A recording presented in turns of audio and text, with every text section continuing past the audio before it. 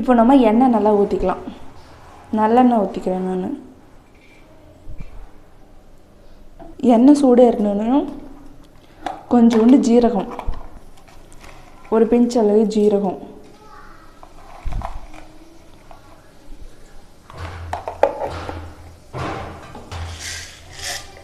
கொஞ்சோண்டு உளுந்தம்பருப்பு,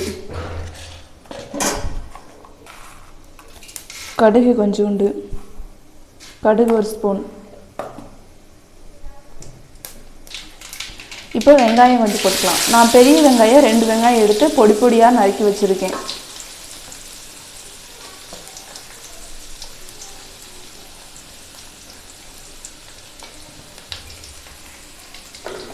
இப்போ இதை நல்லா வதக்கி விட்டுறலாம்.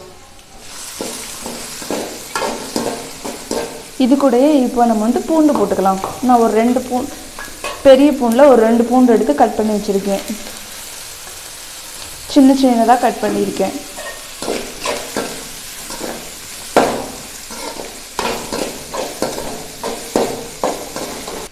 இப்போ லைட்டாக வெங்காயம் வந்து வதங்கிடுச்சு. இப்போ நம்ம கொஞ்சோண்டு ஒரு பூண்டு இஞ்சி பூண்டு பேஸ்ட்டு 1 ஸ்பூன் போட்டுக்கலாம்.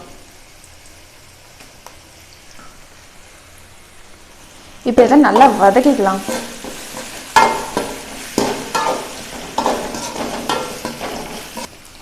இப்போ கருவேப்பிலை ஒரு கை போட்டுக்கலாம்.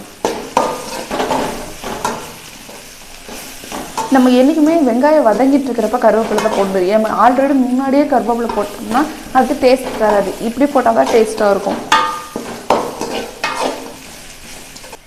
இப்போ வெங்காயம் வந்து நல்லா வதங்கிடுச்சு. இப்போ நம்ம தக்காளி போட்டுக்கலாம். நான் வந்து தக்காளி 1 எடுத்து வச்சுருக்கேன். தக்காளி இதுக்கு வந்து அதிகமாக தேவைப்படாது. நான் தக்காளி 1 எடுத்து வச்சுருக்கேன்.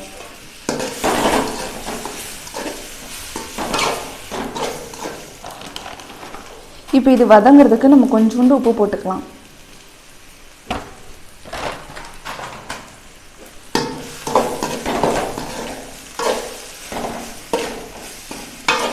நல்லா இதை வதக்குங்க. நல்லா மைய தக்காளி வந்து நல்லா வதங்கணும்.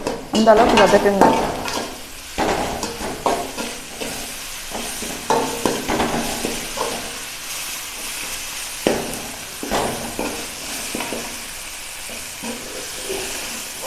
இப்போ இது நல்லா வதங்கிடுச்சு. நம்ம இப்போ இதுக்கு தேவையான மசாலாலாம் போட்டுக்கலாம். நான் மிளகாப்பொடி 1.5 ஸ்பூன் போடுறேன்.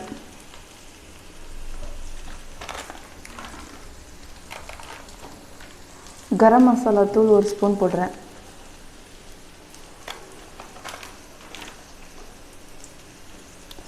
மஞ்சத்தூள் 1/2 ஸ்பூன் போடுறேன். இப்போ இதை நல்லா வதக்கிக்கலாம். இந்த மசாலாவோட பச்சை வாசனை போகிற வரைக்கும் நல்லா வதக்கிக்குங்க. இப்போ நம்ம இது நல்லா வதங்கிடுச்சு. இப்போ நம்ம வெண்டைக்காய் போட்டுக்கலாம். வெண்டைக்காய் நான் இந்த மாதிரி சின்ன சின்ன நீட் வாக்கில் கட் பண்ணிடுது. இந்த மாதிரி போட்டால் நல்லா சாப்பிட்றப்ப நல்லா இருக்கும். பெருசாக போட்டால் அது கடிக்கிறதுக்கு நல்லா இருக்காது. இப்படி போட்டால் சின்ன பிள்ளைங்க நல்லா சாப்பிடுவாங்க. இப்போ இதை நல்லா வதக்கி விட்டுருலாம். நல்லா வெண்டைக்காய் வந்து மசாலாவோட சேரணும். நல்லா அந்த அளவுக்கு வதக்கி விட்டுருங்க. இப்போ நம்ம இதுக்கு வந்து கொஞ்சம் உப்பு போட்டுக்கலாம். இப்போ இதை வந்து நல்லா வதக்கி விட்டுறலாம்.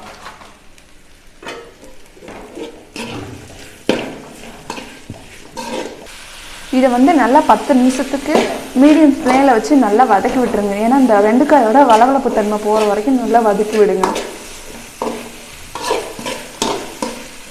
இப்போ வந்து இது வந்து நல்லா வதங்கிடுச்சு. நம்ம இப்போ இது கூடயே கொஞ்சோண்டு கொத்தமல்லி போட்டுக்கலாம்.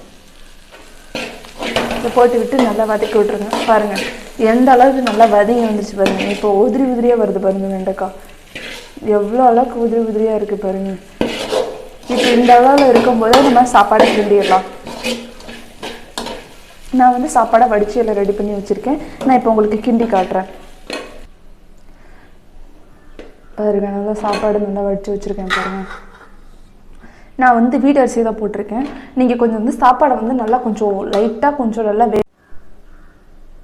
இப்போ இதை நல்லா கிண்டிக்கலாம். இப்போ இதை நல்லா கிண்டிக்கலாம்.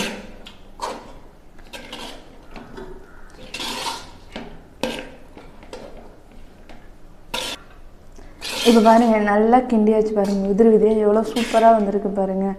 நல்லா வெண்டைக்காய் எப்படி நல்லா வெந்து நல்லா கிறிஸ்பியாக இருக்குது பாருங்கள். நான் இப்போ இதை உங்களுக்கு தட்டில் போட்டு காட்டுறேன்.